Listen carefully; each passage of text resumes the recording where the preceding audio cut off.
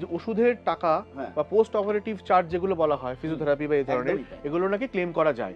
এই ক্লেম কিভাবে করা যায়? দেখুন, প্রথম যখন আপনি 30 দিনের মধ্যে যদি আপনার অ্যাডমিশনটা হয়, ধরুন 30 দিনের আগে একটা ডাক্তার আপনি দেখালেন, সে ডাক্তার আপনার মনে হচ্ছে পেটে পেন হচ্ছে, সে আপনাকে হোল অ্যাবডোমেন একটা ইউএসজি সাজেস্ট করবে, করে দেখবে এ পেনটা কোত্থেকে হচ্ছে।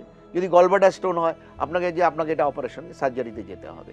তখন এই 1 মাসের মধ্যে যে খরচাগুলো হলো তার সমস্ত ডকুমেন্ট আপনার কাছে রাখতে হবে। যদি 1 মাসের মধ্যে সার্জারিটা হয়, সেটা আপনি যখন পোস্ট ক্লেম করবেন তখন কিন্তু ওটা আপনি ওখানে রিইম্বার্সমেন্টে জমা দিতে পারবেন। কিন্তু সেখানে ডক্টরের নাম, ধরুন একটা ইনভেস্টিগেশন দিয়েছে, আপনার HbA1c দিল, ফাস্টিং দিল, ইউরিন দিল, ইউএসজি দিল, সেই প্রেসক্রিপশনের সাথে ম্যাচ করে আপনাকে কিন্তু রিপোর্টটা যখন করাবেন তখন আপনার নাম, বয়স এবং রেফার্ড ডক্টর এটা যেন থাকে, তবেই আপনি পাবেন।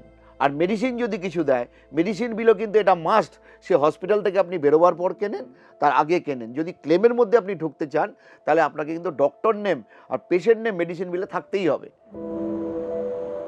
ফলো করুন এইসময়.com